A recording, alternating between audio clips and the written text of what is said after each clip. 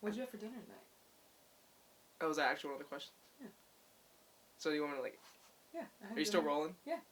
I'm Colin McSteen. I am a junior from Pittsburgh, Pennsylvania, and I'm a music production and recording arts major. I think society for a while has favored the silent and strong man that can keep all of his issues to himself. But I think a lot of things that have happened in the past, 10 or so years have led people to understand that that leads to a lot more issues than it fixes. Yeah, for a while my dad was someone who represented the typical male archetype. He wasn't someone to express his emotions, and for the most of my childhood that seemed like what a man should be, because it was also what I saw in his father. It wasn't until recently that we had some things going on in our family that it became pretty clear that him hiding his emotions was leading to way more issues than it was fixing. And looking even further, my grandfather represents someone that was never able to open up, which impacted my father in a way that led him to do the same.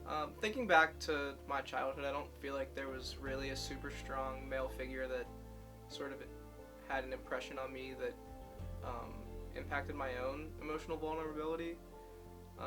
That said, I think looking today at celebrities like Harry Styles or Frank Ocean, people that are extremely emotionally vulnerable, and of course I go to musicians because that's where I come from, but they express themselves in ways that for a while, and really up until just a few years ago, just wasn't really culturally acceptable, and in a way that it made men look weak.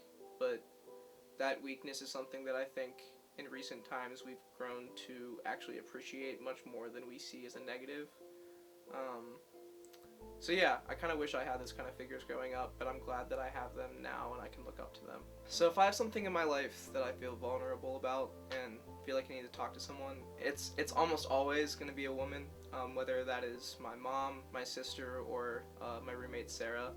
Those three pretty much hear everything from me. Beyond that, I have guys that I trust and would talk to, but they're never the first people that I'll go to. When I think of my male friendships, I just think of fun. Yeah, it's a pretty surface level way of thinking about my friends, but when it comes to my male friends, that's pretty much all I assume. I think when it comes to my female friends, it differs a lot from the way I think about my male friends. I, for the most part, look at them more like I would my mom or my sister. Just generally, depending on the relationship I have with them, I feel like I sort of assume a protective role, and are always looking out for their best interest.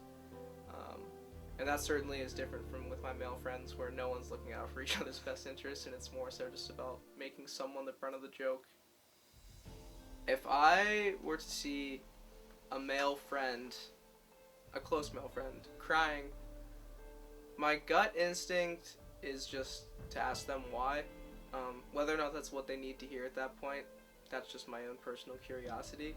I think where it differs with a female friend is I'm not going to ask why they're crying. I'm just going to be immediately comforting because I feel like they deserve that immediately. And I think that's interesting because there's no reason my male friends don't deserve that right away. But my gut instinct with them is to see what made you sad, not just to help them out. I think male expression is in many ways at an all-time high and an all-time good compared to where it's been historically. And from what I can tell, it seems like that's only going to continue to grow.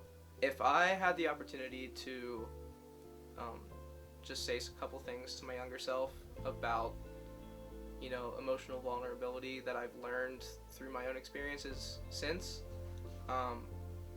it would mostly just be that there's not a downside to being vulnerable. It can only reach a point that you let it, and that's something that you have to find for yourself, how willing you are to let other people in. Tonight I had an acorn sandwich for dinner. It's a little pesto, mayo, and ham. That's the usual.